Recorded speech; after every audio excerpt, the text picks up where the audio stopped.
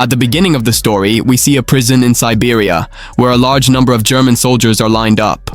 In fact, after World War II ended, Russia captured many German soldiers and forced them to work day and night in coal mines. Although the security of this prison was quite lax, still, no one ever tried to escape, because the prison was surrounded by nothing but snow, and it was a full 14,000 kilometers away from any human settlement. So, even if a prisoner managed to escape, death was certain in the freezing cold of Siberia. This prison was built in the middle of thousands of kilometers of snow in every direction. That's why no prisoner could even think of escaping from here. But among these prisoners, there was one who was very sharp-minded and wanted to escape the prison to return to his wife and daughter. This prisoner's name was Clement Foyle, who had been sentenced to a full 25 years in this prison, and Clement absolutely did not want to spend half his life here. Clement wanted to escape from this prison at any cost. Luckily, one day Clement got the chance to escape, and he managed to sneak out by hiding in a coal-carrying freight train. When he saw the open sky and the stars outside the prison, he was overjoyed. But this happiness was short-lived.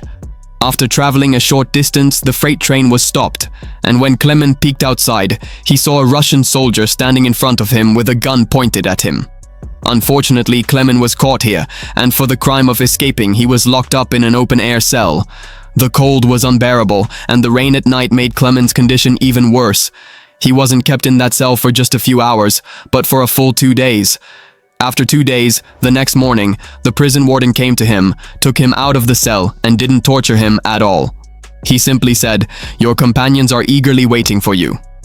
When Clement met his fellow prisoners, they were all waiting for him with sticks and clubs. They were all very angry at Clement, because due to his escape attempt, they had all been kept hungry for the past 2 days, and now Clement understood what the warden meant.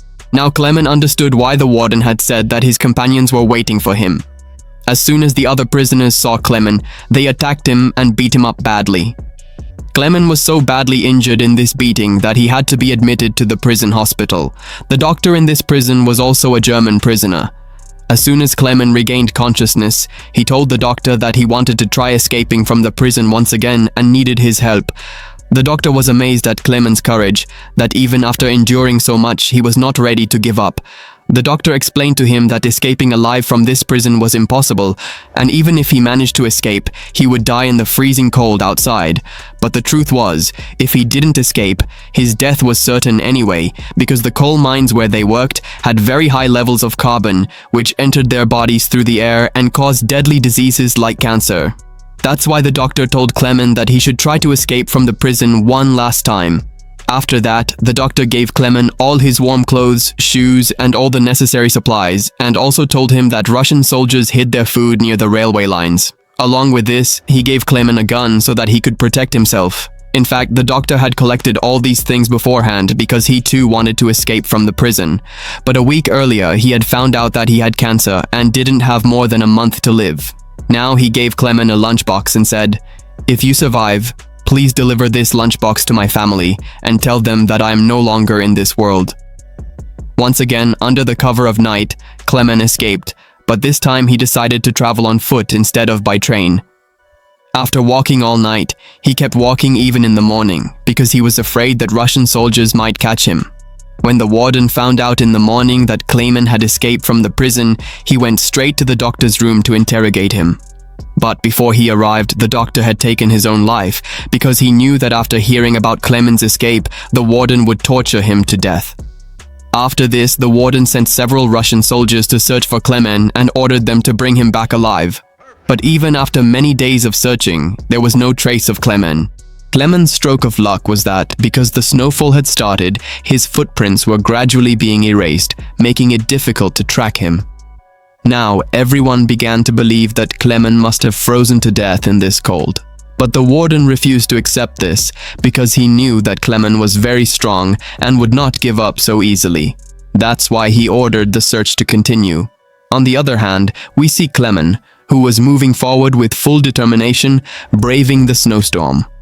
9 days after escaping from the prison, he suddenly heard the sound of dogs barking, and as he turned around, he saw a sled coming toward him. Before he could run, the sled reached him. The sled passed by him and moved ahead. At that moment, Clemen woke up and realized that he had just been dreaming. In reality, Clemen had been walking on foot for the past 9 days, and now his food had also run out. Because of hunger and exhaustion, it became difficult for him to keep moving forward, but even then, Clemen did not give up and somehow kept going. After a few more days, his body finally gave out and he fainted from hunger. A few hours later, when he regained consciousness, he heard a strange sound nearby. That's when he saw a seal, and his eyes lit up at the sight. He immediately took out his gun and tried with all his strength to aim at it. But due to fatigue and weakness, his aim was off, and the seal started to run away. Clemen, who had found a small hope of survival after so many days, could not let this chance slip away. He immediately ran after it, but while running, the ice broke beneath him and he fell into the water, injuring his leg. Even after getting injured, he continued to chase the seal. Just as Clemen was about to fire, the seal hid behind a rock. Clemen moved forward and spotted the seal again. Before it could slip into the water, Clemen fired his last bullet, and luckily, it hit the seal. Seeing this, Clemen was overjoyed, because now he no longer had to worry about food during his journey. After many days, Clemen ate to his fill and, after resting a bit, continued on his journey. Now, on this long journey, Clemen was completely alone, and there was nothing around him but snow. There was nothing else. In such an environment, his mental state could have deteriorated, so he would talk to himself and motivate himself to keep going by saying positive things. Along with this, he constantly checked his route using his compass so that he wouldn't get lost in this snowy valley. In this way, days passed, and then months. After walking continuously for 2 months, Clemen saw a small tree in this snowy field. Seeing this tree, Clemen was so happy as if he had found a treasure, and he ran to hug the tree. In fact, this tree was a sign that after walking for 2 months straight, Clemen had finally crossed the snowy plain, and the forest was about to begin. After walking a little further, exactly what he had thought happened. The forest was about to start from here. The snowy area was ending. He was very happy in the forest. He gathered wood, lit a fire, and for the first time in months, slept peacefully. But whether the next day would bring him peace or not, no one knew. On the other hand, we see the warden, who was still searching for Clemen and had ordered his search party to look for Clemen within a 500-kilometer radius. Meanwhile, Clemen was moving ahead through a forest when suddenly a snowstorm hit. The storm was so fierce that even large trees were uprooted and fell to the ground. As Clemen tried to move forward, a huge tree fell directly on him. Clemen was lucky that in the evening, 2 men searching for gold passed by. They saw Clemen and saved his life just in time. After that, the 3 of them continued on together, and after many days of travel, they finally emerged from the snowy fields. On the way, they came across a river, and to cross it, they built a wooden boat. While crossing the river, they started talking and sharing childhood stories with each other. But in the meantime, the river's current became stronger and the boat went out of control. In this situation, one companion lost his balance and fell straight into the water. He didn't know how to swim and began to drown.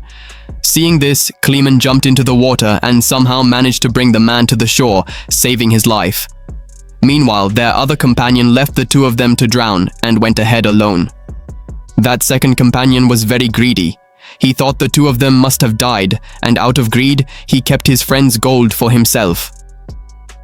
A little while later, when Clemen and the other man reached the tent, the man became very angry at his friend and shot him dead. After that, Clemen and the man picked up their belongings and continued their journey. For many months, they kept walking in the hope that they would find some human settlement. But winter came again, and all the forests were covered in a white sheet of snow. The man was carrying a lot of heavy stuff, so it became difficult for him to walk in the snow. Seeing this, Clemen tried to lighten his load and said, "Give me your stuff for a while." But the man became suspicious, thinking that maybe Clemen wanted to steal his gold too. So he attacked Clemen and pushed him down, causing Clemen to lose consciousness. After a while, Clemen regained consciousness and saw a pack of wolves approaching him. To save his life, he started climbing a tree, but as he was climbing, a wolf grabbed his leg. But the tree was weak and broke in the middle, causing Clemen to fall down. Now Clemen thought his death was certain. Suddenly, the sound of gunfire rang out. When Clemen opened his eyes, he saw that some wolves were dead and the rest had run away.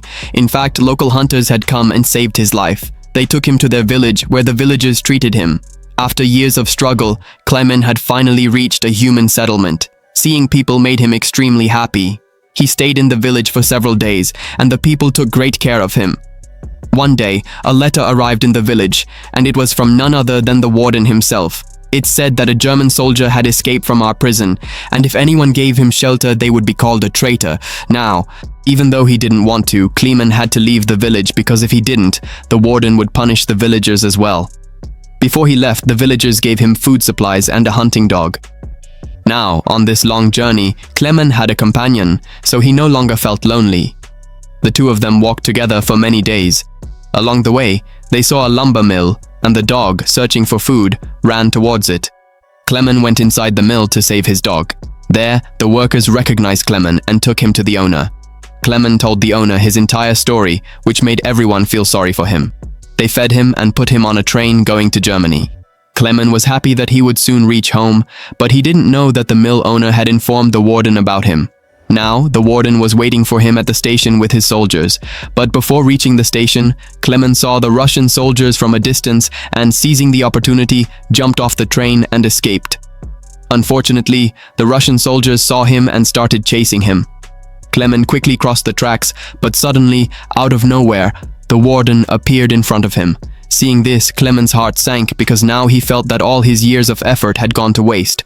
But before the warden could arrest him, Kleeman's dog attacked the warden and bit him, giving Kleeman another chance to escape, and he ran with all his might. But then he heard the sound of gunfire, and when he looked back, he saw his dog lying dead. This made Kleeman very sad, but even so, he didn't stop and kept moving forward with all his strength. After that, he climbed onto a bridge and jumped onto a passing train below, escaping once again from the warden's grasp. Days passed like this, and Kleeman slowly continued his journey.